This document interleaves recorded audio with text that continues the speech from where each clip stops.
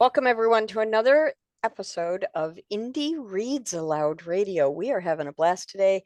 I am so excited to share. Xander Cross is back with us again today. I adore this author. He's just amazing.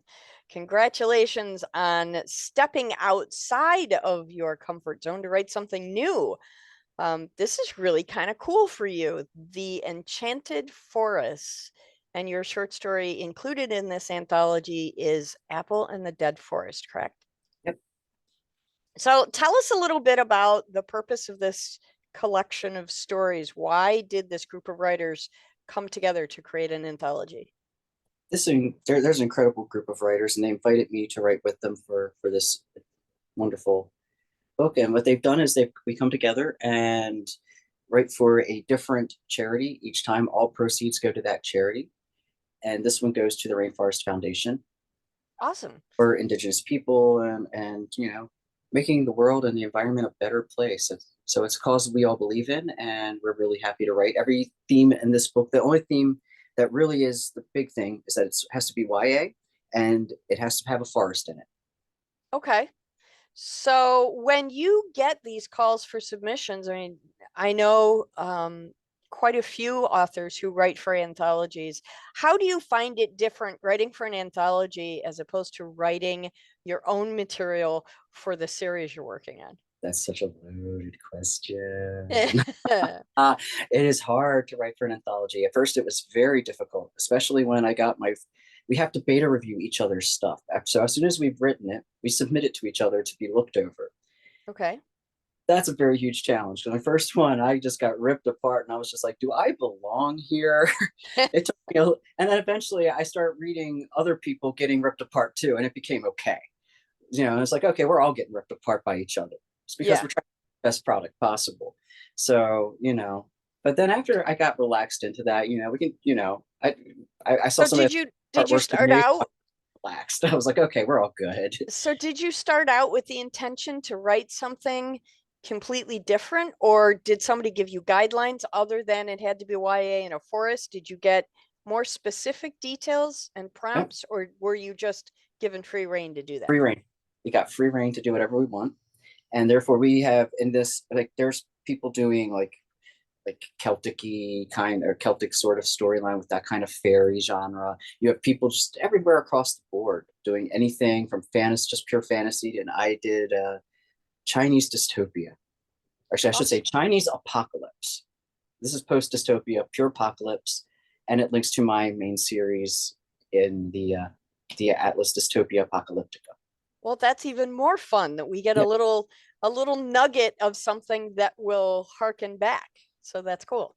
so many spoilers in this story. If you want to know what happens, 35 years from Origin of the White Wind, it's in here. Actually, I should say about 37 years because it takes place 37 years after Origin of the White Wind. And this happens 2 years after the apocalypse, which will happen. That's why it's the Atlas Dystopia Apocalyptica, because the first 10 books of that series are in the dystopia, and then the next 10 are in all these different ages of the apocalypse, from Mad Max all the way to distant futures where people are Yeah, trying to that's start it again. I'm continually stunned by the breadth of your imagination. I mean, you're touching on a whole bunch of things that I would never be brave enough to do. So kudos to you. I grew up in the 80s with all those types of films, and so it Mhm. just smashes all in there. It's just great. I'm excited to hear this. Um, Please, when you are ready, take the microphone and read aloud for us. Okay. Apple and the Dead Forest, which in Chinese, and here we go. I'm going to apologize for all of my tone mistakes because I am really bad with my Chinese tones. And I forgive you Duolingo, because I can't do Duolingo, any of them. Duolingo, and other ones have let me know how bad my tones are. But 苹果和是圣人. So every story begins inside the heart of another story.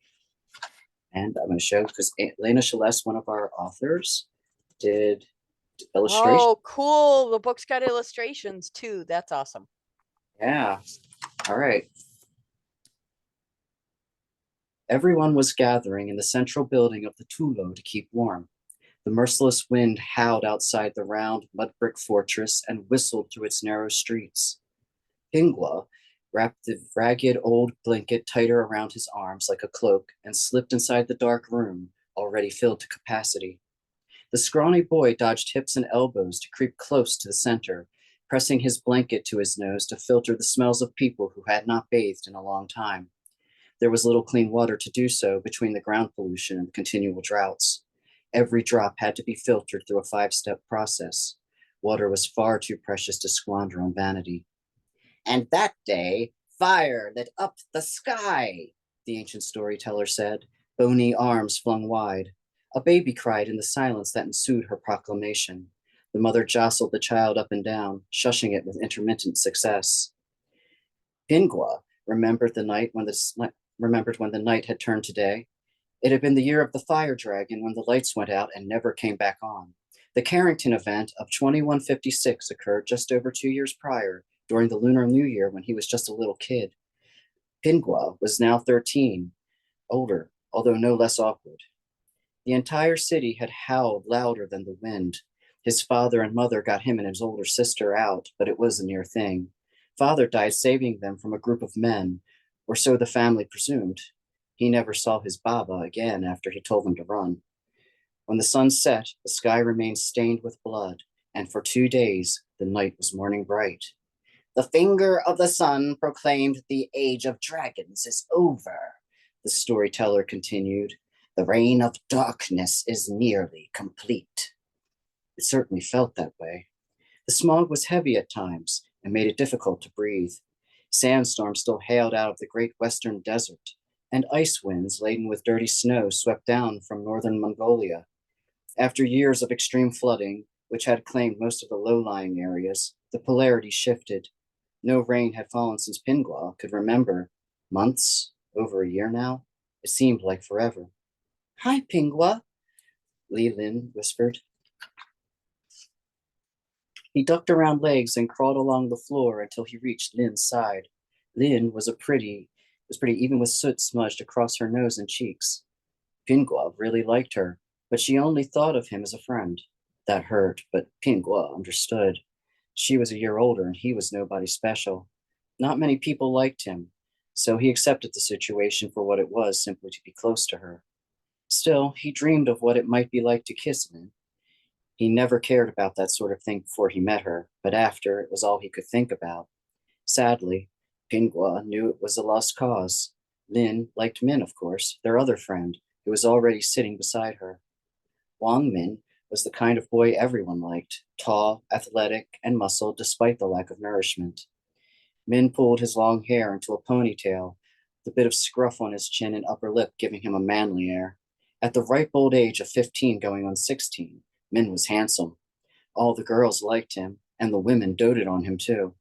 He always helped out, was good at hunting and gathering firewood, and he could fight. Pingua was none of these things. Pinggua's real name was Chung Ping, but no one ever called him that, not even his mother. To her, he was just Artse, meaning son, and his sister called him Didi, or little brother. When they made it to the Tulo, he hadn't shed the weight yet from his city life. The other kids started calling him Apple, and the elders took it up too. The humiliating name stuck, and so whether or not he was thin, he was still Pingua. Sometimes he was jealous of Min, but Min had been the first to be kind to Pingua when the other boys bullied him. After that, Min let Pingua follow him around without chasing him off. Min was so heroic and likable that Pingua felt lucky to be near the older boy. Hey, Pingua, Min grunted. Ni hao, he greeted back. An annoyed adult shushed them, and Pingua remembered there was a story in progress. He quieted, becoming overheated in the mass press of Hakka and refugees. He pulled off his blanket and crushed it between his sweaty palms. The dragons are no more, and all the demons roam free. Oh, but that is not the worst. On the other side of the shadows, the great old ones are stirring, and their minions with them. Woe betide us, for we dwell in the age of suffering. Without the dragons to protect the light, nothing can stop the dread evil from coming to devour us all.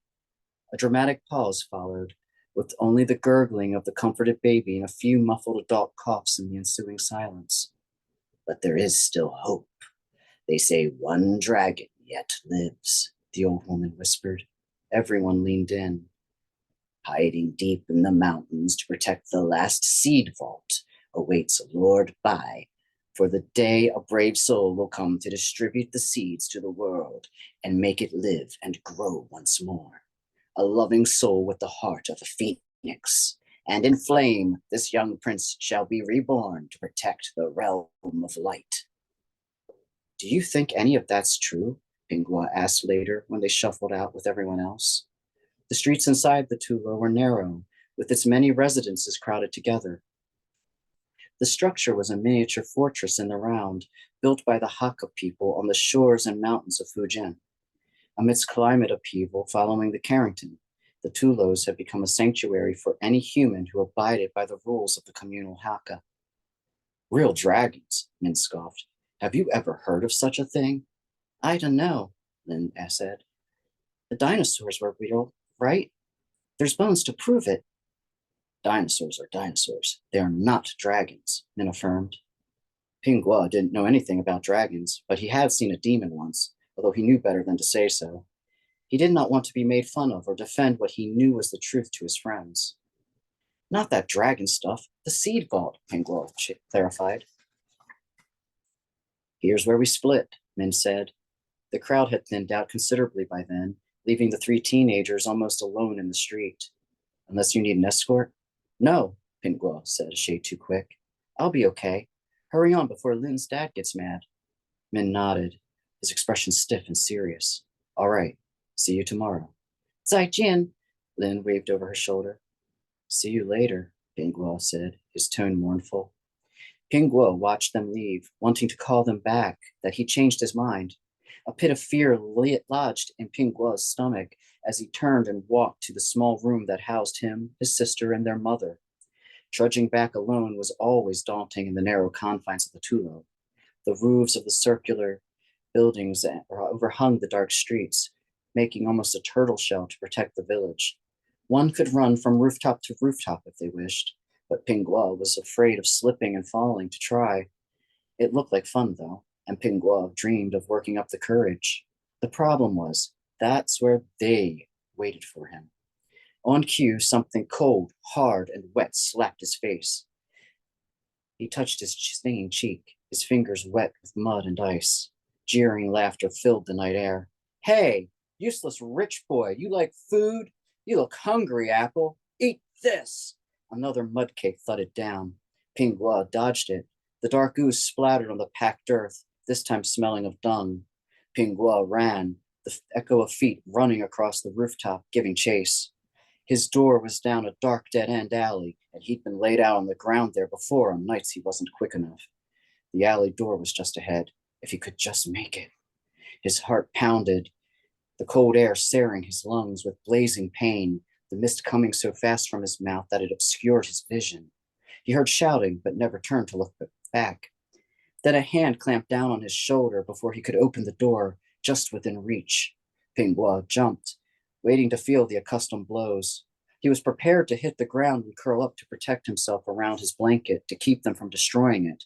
It was the only cover he had left, and without it, he would freeze to death. Steady, boy, an elder's voice said. I'm not taking the hide out of you.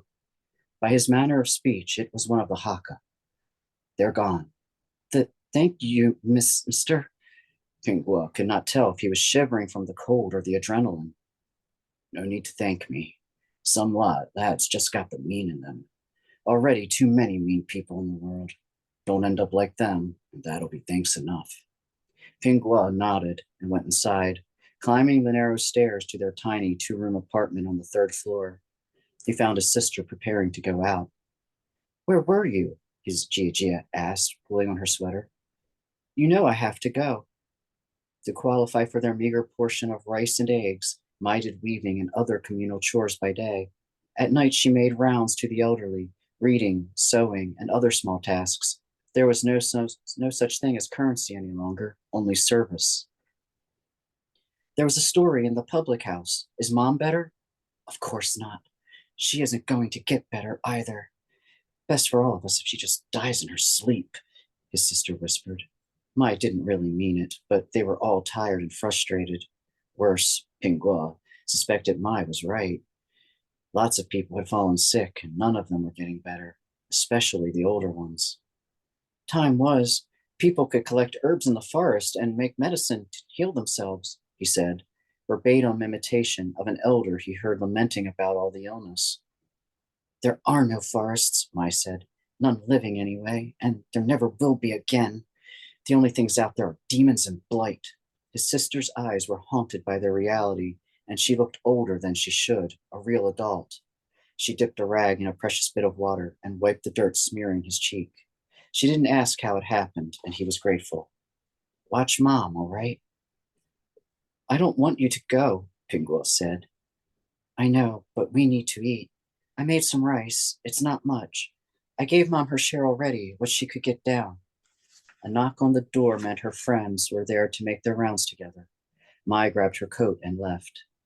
Pingua wished he could help. He had been raised with the notion that he was the man of the house now, but he seemed incapable of doing anything. It shamed him, and he felt as useless as the bully said he was. His stomach gurgled. He was almost hungry enough to eat that mud. His father had been a doctor, and so they lived better than others, though not so well as the top percent. Pingua had not known what it was like to be truly hungry back then, the kind of hunger that ate a body from the inside out. Now that raw, burning sensation was a constant companion. The softness from a life of sitting and affording to eat had long melted away. But I'm still not strong. Pingua ate his 2 spoonfuls of rice very sparingly. There was not much left, and the way they had to grow it was difficult at best. Soon there might not even be this much to eat. And what would the people do then? Pingua was educated enough to know that without proper nourishment, they would all die. How did it get like this? He asked his empty spoon. But he knew the answer. People had taken and taken until the earth had nothing left to give. He had seen the images of green forests that stretched forever, and although he had never laid eyes on them himself, he had traversed parts of the dead forest when they left the city, so he knew it had been true. His mother moaned, and he went to check on her. He gave her a little water, but she waved him away. Pingua, she said, saying his name instead of calling him son. She passed out, looking worse than he had ever seen her. For the first time, she appeared old. Remembering his mother as she had been, Pingua could stand it no longer. Don't worry, Mama. I'm going to fix you, he said with so much conviction he knew he must make it happen or die trying. But what can I do? I'm a nobody. He remembered the story from earlier, the seed silo in particular. Plants could be used to make medicine. Perhaps they could grow a cure. I need to go talk to Min. Maybe he'll know what to do. Scary as it was to go out on his own at night, it felt good to make a decision and act on it. He only hoped he would be back before Mai got home or she'd scold him. It was early enough to risk it, so he tied his tattered blanket around his shoulders and snuck out. Pingua crept down to the alleyway exit. He closed the door quietly and turned to head on out to the street when he heard voices. The group of teens was lingering near the mouth of the alley. In near silence, lest even a scuff of his thin shoe alert them, Pingua ducked back. His heart beat so hard that he could hear nothing else. His breath was misty and cold. He glanced around wildly, knowing the sound of the door would alert them. He wondered if he could hide among the buckets. It was no good. He would make too much noise. His eyes peered over, and he saw the ladder. There was nothing for it. He would have to climb up to the roof. For you, Mama. He managed to pull himself up and over when the boys walked past and moved on down the street, joking amongst themselves. They never glanced up. Pingua clung to the tiles, too afraid to move. Shivering, he forced himself to stand. The view was almost beautiful, the hazy moonlight casting its wan glow across the black tiles. The outer ring wall and its balconies towered above him, while the squat, multi-story buildings spread below. With trepidation, he made his way along, trying not to slide off the high, steep, slippery slope. Little by little, however, he grew more confident and made his way to Min's home. The hard part was climbing down to Min's balcony on the 3rd floor. His feet slid on the icy surface as his toes just barely touched the rail. For a moment, Pingua thought he was going to die. After a moment of scuffling, his fingers aching, the door shuffled aside. Pingua, what in the world? The men had his legs and helped him get down to the wooden planks. I know it's late, but I need to run something by you, and I don't think it can wait, Pingua said between pants, trying not to think about his near brush with death. He peered past Min into the room, to a room as narrow and sparse as his own. Lin was sitting on a crude stool within, a red handprint staining her cheek. That meant her father was in a sour mood tonight. There was nothing any of them could do about it except give her shelter when it got bad. In the morning, it was like it never happened. No one acknowledged it, and life went on. You okay, Lin? Fingua asked. Yeah, she whispered. I wish I could get out of here. Anywhere. But there's nowhere left to go, is there? Maybe there is, Pingua offered. He launched into his absurd plan to leave the compound, travel across the mountains to find a seed silo without a proper map to guide them. By the time he was done, he realized how stupid it all sounded. Min shook his head. I know where it is, if I remember correctly. My father pointed out the mountain with the silo when I was younger than you. There's no way to know for sure that old seed vault still has anything worthwhile left in it. He said, the weight of his deeper voice, giving him more conviction than Pingua's higher strained tones. But it has to, Pingua said. How else can we go on? Something troubled filled Min's eyes.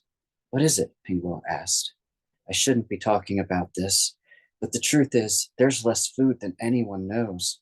The elders aren't letting on, but I know from working and bringing in the harvests, a lot did not make it, and the seeds, the few that matured, are poor. We're having more trouble finding any game, too. Lin sat up straighter. According to the aunties, if the spring does not come soon and we can't start planting, if the rains don't fall again.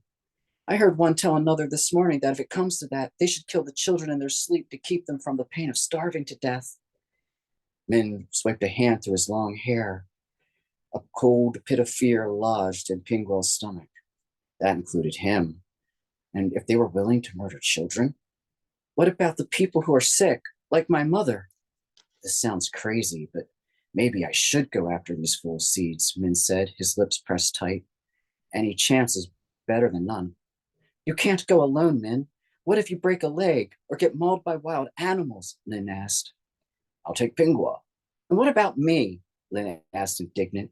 You can't come, Min said. If you say it's because I'm a girl, don't take this wrong, Lin, but you are a girl.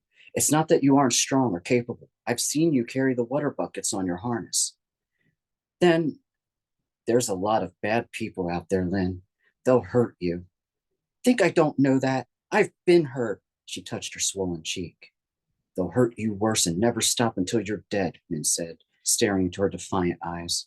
Girls know that better than boys, she snarled, fiercer than ever. I can't stay here without you, Min. I'd rather go out and take my chances than stay another day under my father's roof. Besides, how are you going to carry all that seed back by yourself? Min sighed. And you gotta dress and act like a boy.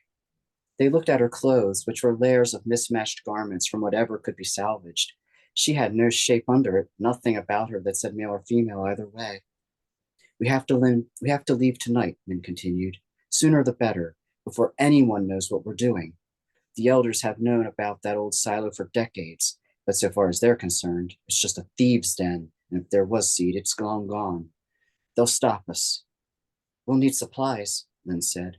Min nodded. I'll get what we can. You both wait here. And with that, he left. Now Pingua's doubts crept in.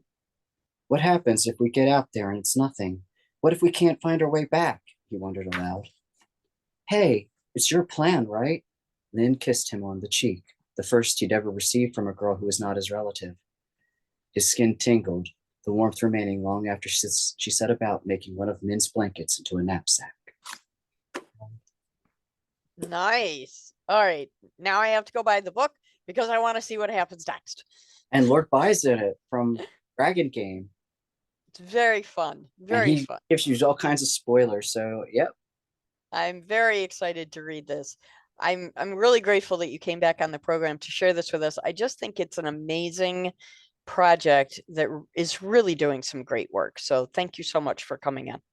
Oh, thank you. And thank you for giving me a chance to promote it. Of course, always. Come on back when you have your next project. Will do, always. Thank you. Thank you.